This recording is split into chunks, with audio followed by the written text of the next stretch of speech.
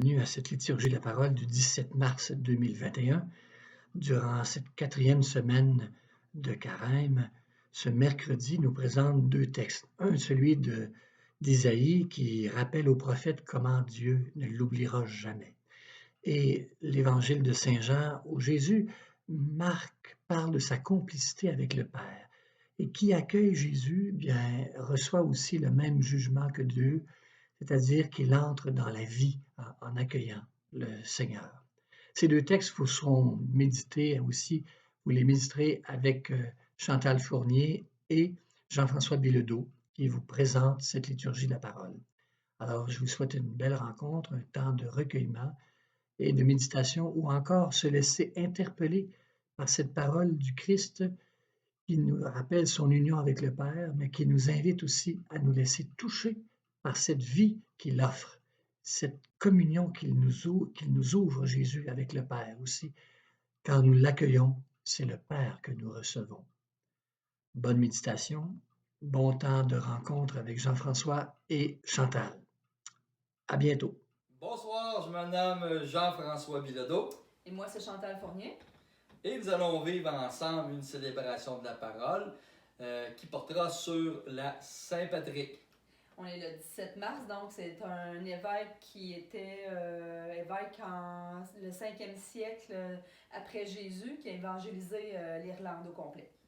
Et nous allons tenter, dans nos mots, à notre humble façon, de vous ramener ici en 2021, dans notre humble demeure, pour faire vivre un moment de paix et un beau temps, quoi, en notre compagnie. Bonne célébration! Bonne célébration!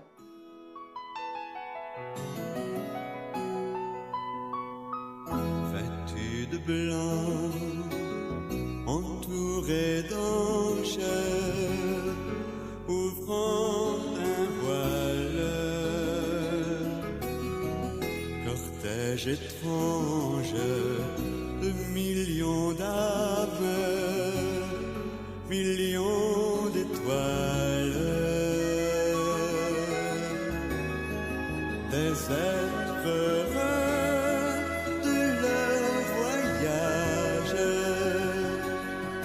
aussi vrai que l'aurore au bout de la nuit, ils vont de la mort à la vie, ils revivront un jour dans la lumière, ils revivront des cendres et des poussières, ils revivront en ce qu'ils ont fait naître.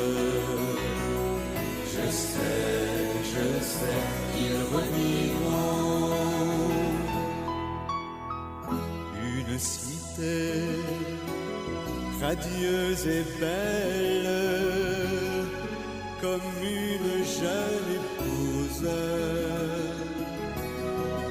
fille éternelle de millions d'âmes, paisible et douce, des êtres heureux après leur peine, aussi vrai que l'aurore au bout de la nuit, ils vont de la mort à la vie, ils revivront un jour dans la lumière, ils revivront des cendres et des poussières, ils revivront en ce qu'ils ont fait naître. Je sais, ils revivront, un jour dans la lumière, ils revivront des cendres et des poussières, ils revivront en ce qu'ils ont fait naître. Je sais, ils revivront. Je sais, ils revivront.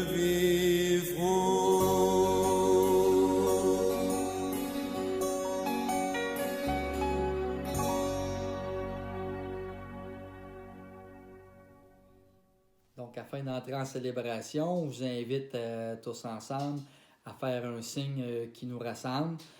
Au nom du Père, du Fils, du Saint-Esprit. Amen. Préparons-nous à cette célébration en prenant conscience de l'amour de Dieu pour nous et en reconnaissant notre fragilité. Je t'adresse ma prière, Seigneur, c'est l'heure. Ô mon Dieu, pour ta grâce, en ton grand amour, réponds-moi, toi qui peux vraiment me sauver. Prière de Saint Patrice, évêque patron de l'Irlande, qu'il évangélisa au 5e siècle. Pour te faire connaître, Seigneur, au peuple d'Irlande, tu as choisi l'évêque Saint Patrice. À sa prière et par ses mérites, accorde à ceux qui ont la joie d'être chrétiens d'annoncer aux hommes les merveilles de ton amour. Par Jésus-Christ. Amen. Alors aujourd'hui, nous allons voir le texte de Saint Jean qui va nous parler du pouvoir de Jésus, qu'on parle qu'il est juge, que Dieu est un juge, qu'on ne peut même pas juger, que Jésus a le même pouvoir que Dieu, mais que le pouvoir vient vraiment de son Père. Donc Jésus est l'envoyé de son Père. Donc on va écouter les psaumes, puis après on va pouvoir entendre l'Évangile. C'est beau. Alors vous répéterez après moi. Le Seigneur est tendresse et pitié, lent à la colère et plein d'amour. Alors donc, le Seigneur est tendresse et pitié, lent à la colère et plein d'amour. La bonté du Seigneur est pour tous, sa tendresse pour toutes ses œuvres. Le Seigneur est tendresse et pitié, lent à la colère et plein d'amour. Le Seigneur est vrai en tout ce qu'il dit, fidèle en tout ce qu'il fait. Le Seigneur soutient tous ceux qui tombent. Il redresse tous les accablés. Le Seigneur est tendresse et pitié, lent à la colère et plein d'amour. Le Seigneur est juste en toutes ses voies, fidèle en tout ce qu'il fait. Il est proche de ceux qui l'invoquent, de tous ceux qui l'invoquent en vérité. Le Seigneur est tendresse et pitié, lent à la colère et plein d'amour. Gloire à toi, Seigneur, honneur, puissance et majesté. Moi, je suis la résurrection et la vie, dit le Seigneur. Celui qui croit en moi ne mourra jamais. Gloire à toi, Seigneur, honneur, puissance et majesté. Gloire à toi, Seigneur. Évangile de Jésus-Christ selon Saint Jean.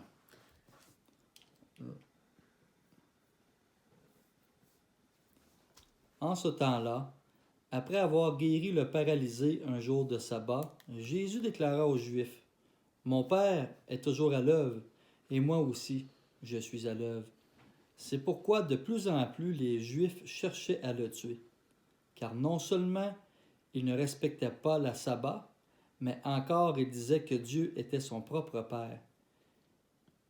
Il se faisait ainsi l'égal de Dieu. Jésus reprit donc la parole. Il leur déclarait, « Amen, Amen, je vous le dis, le Fils ne peut rien faire de lui-même.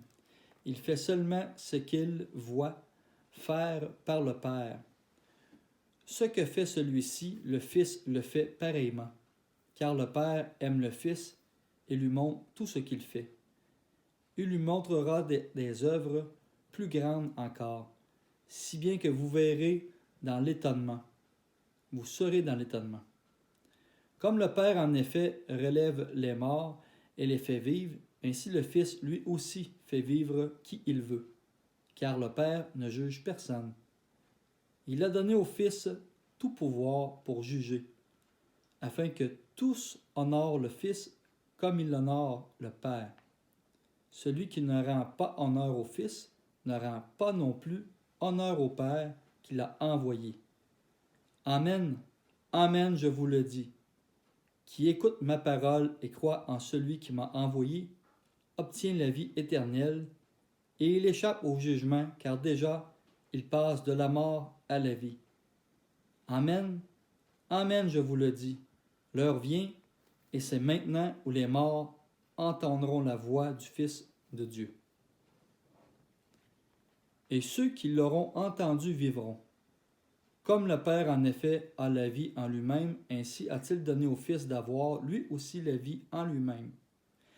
Et il lui a donné pouvoir d'exercer le jugement parce qu'il est le Fils de l'homme. Ne soyez pas étonnés. L'heure vient où tous ceux qui sont dans les tombeaux entendront sa voix. Alors ceux qui ont fait le bien sortiront pour ressusciter et vivre. Ceux qui ont fait le mal pour ressusciter et être jugés. Moi, je ne peux rien faire de moi-même. Je rends mon jugement d'après ce que j'entends, et mon jugement est juste, parce que je ne cherche pas à faire ma volonté, mais la volonté de celui qui m'a envoyé. Donc, dans l'Évangile aujourd'hui, on voit Jésus qui enseigne pendant le sabbat, puis les Juifs n'aiment vraiment pas ça, parce que c'est comme si il faisait un péché à cause que c'était le jour du sabbat, il ne devait pas parler de Dieu d'une façon spéciale dans ces temps-là. Donc, Jésus vient juste dire que Dieu est amour, puis qu'on peut parler de Dieu n'importe quand. La loi, c'est pas juste d'exécuter la loi à la lettre, mais c'est de suivre son cœur aussi. Puis Jésus, vu qu'il était l'envoyé du Père, c'est Dieu qui s'est incarné en Jésus. C'est normal qu'il dégageait beaucoup d'amour, les gens, sa vue. Il n'avait pas besoin de rien dire, rien faire. Il paraît qu'en voyant Jésus, il rayonnait tellement d'amour que les gens avaient envie de le suivre. Donc, pour lui, Jésus, parler dans la journée du sabbat, n'importe quelle journée, c'était pas un péché parce que c'était toujours l'amour qu'il proclamait. Puis il dit que aussi, il est envoyé de Dieu, qu'on peut pas rien faire sans lui. C'est un peu comme ça aussi qu'on est aujourd'hui. On est des humains, mais sans Dieu, sans amour, on n'est rien. Puis il dit, je suis comme le Père est comme le Fils. Ça fait comme un peu, je dirais comme une union, là. Je dirais comme des fois on entend dire quand les gens sont en couple depuis longtemps, ils se ressemblent. Donc, c'est un peu ça que je vois dans la parole ce matin. Puis, le jugement aussi, on entend parler de jugement dans la Bible. On n'aime pas ça parce qu'il n'y a pas personne qui aime ça se faire juger. Mais quand Jésus parle de jugement, moi je pense que c'est plus un auto-jugement qu'un jour on aura à faire. Parce que la vie éternelle, c'est pas après la mort comme la vie éternelle est déjà commencée. La vie éternelle, c'est déjà de goûter à l'amour. Donc, il y en a qui ont de la misère à goûter cet amour-là déjà sur Terre parce que c'est beaucoup plus difficile de recevoir que de donner. Donc, on est souvent très exigeant envers soi-même. Donc, c'est nous le pire juge, finalement. Donc, quand on entend parler de jugement dans la Bible, c'est souvent ça que Jésus veut dire, je crois. T'avais-tu quelque chose Chantal. à rajouter? Je t'écoute, il me reste pratiquement plus rien. J'ai été évangélisé. Non, écoute, je pense que le bon Dieu, Jésus, je pense que sans même parler, qu'il pouvait déranger tellement, j'imagine qu'il pouvait être lumineux. Puis il y a toujours des jaloux, hein, toujours des gens qui se posent la question, comment ça, lui, ça a l'air si facile, c'est si beau, puis comment ça que les gens le suivent comme ça, là? Comme tu me disais l'autre jour, je pense que le bon Dieu, juste dans sa façon d'être, le message était déjà véhiculé. Il n'aurait pas eu besoin de parler que les gens comprenaient le message. Ouais. Il transcendait de père un avec son père. Il formait une équipe, comme tu dis. Quand on forme une équipe, bien souvent, on tient tous le même discours. Puis on est un, on se tient, on est fort. Puis Dieu, son message n'avait pas besoin d'être très long qu'il se faisait comprendre de par son être. Ce qu'il dégageait. Quand on parle de la résurrection des morts, ressusciter les morts, moi je pense que il y a certaines personnes qui sont vivantes, mais sont un peu mortes en dedans. Donc, la résurrection des morts, c'est pas juste à la fin des temps. L'image qu'on voit, là, qu'un mort ressuscite. On peut ressusciter à l'intérieur. Ce qui est mort à l'intérieur de nous peut ressusciter. C'est ça que Jésus vient nous dire, que même avec la mort, Dieu en fait de la vie. C'est ce qui vit à l'intérieur de nous qui est important. Exactement.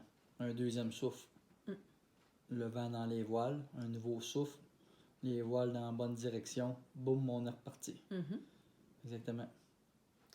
Voilà. Donc, on peut conclure comme ça. Merci.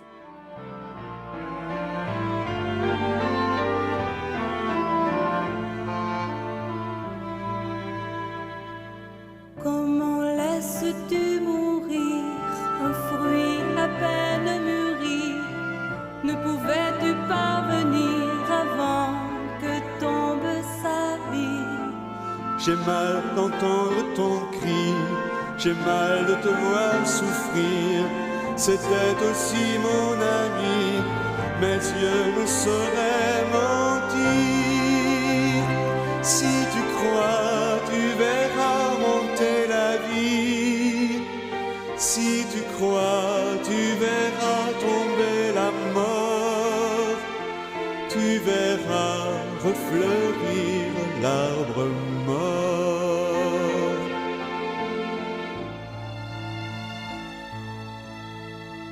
N'as-tu pas calmé la mer et commandé au figuier?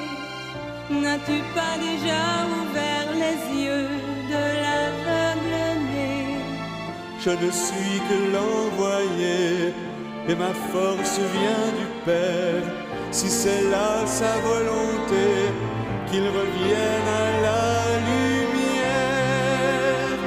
Si tu crois, tu verras monter la vie. Si tu crois, tu verras tomber la mort. Tu verras refleurir l'arbre mort.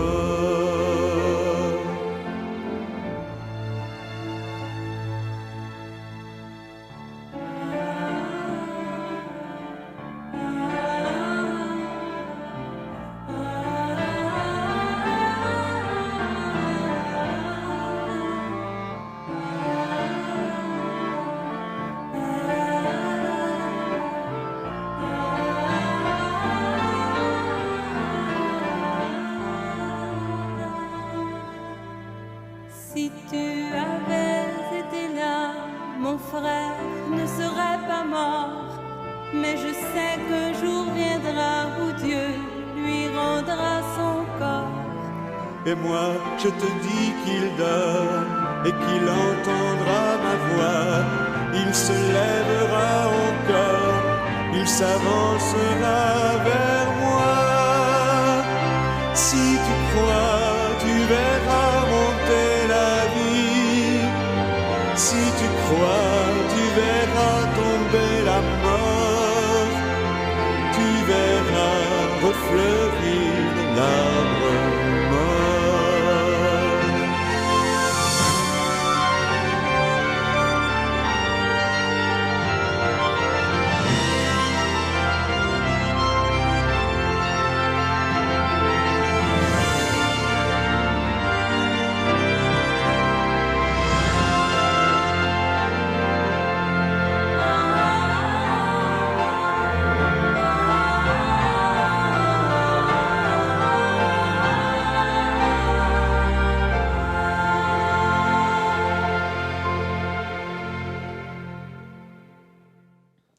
J'enchaîne maintenant avec les prières universelles et je t'inviterai, Chantal, de même que vous tous à la maison, à répéter suite à mes prières, tout simplement, prions le Seigneur.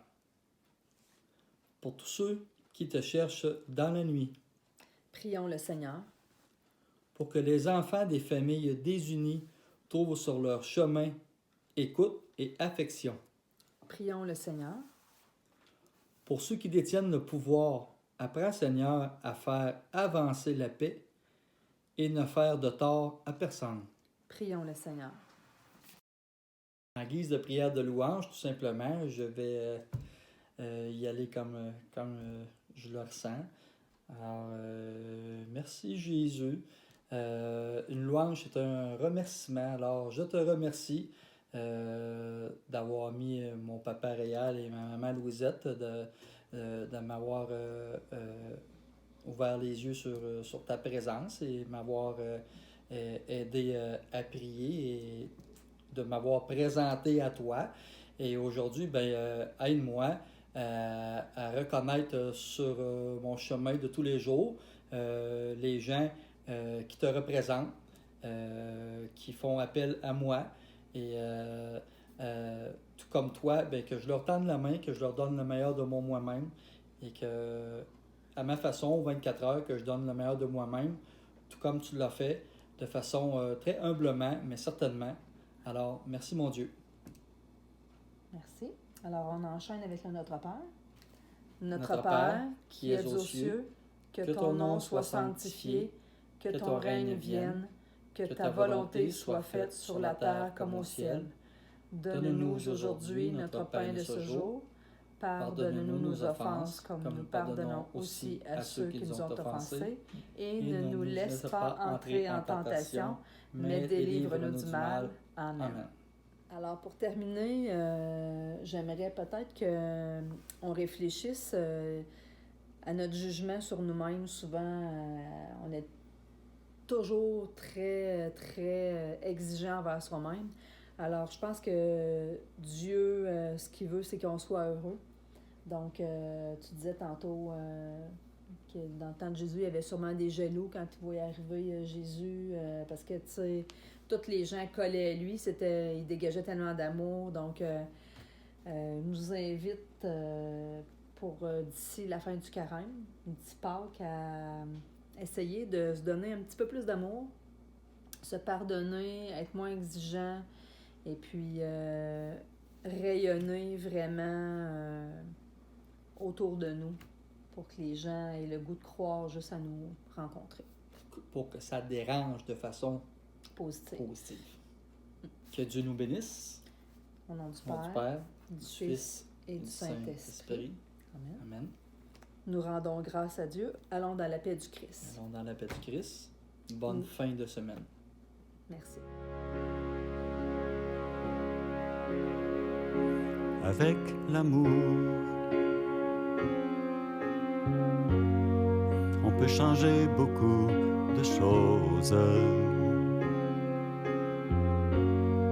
On peut guérir de son passé, dire au bonheur d'entrer avec l'amour. Sur les épines, il y a des roses. On peut réinventer la vie, réinventer la vie. Et ça vous donne l'horizon, et ça vous sort de la prison des printemps assassinés. Et ça vous fait croire aux chansons qu'on fredonnait dans la maison, aux enfants du goût de vivre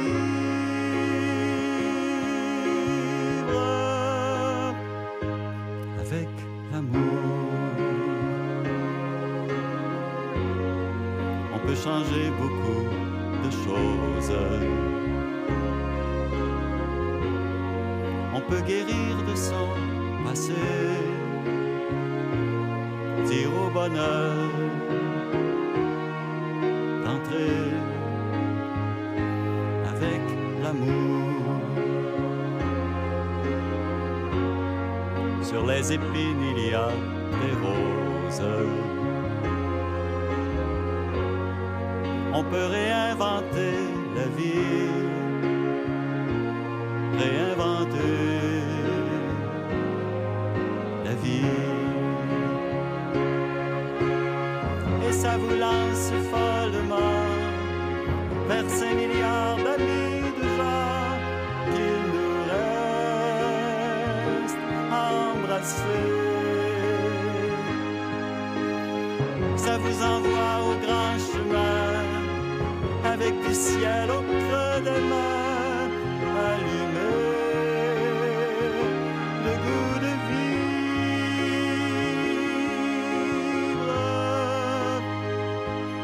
avec l'amour. On peut changer beaucoup de choses. On peut réinventer la vie, réinventer.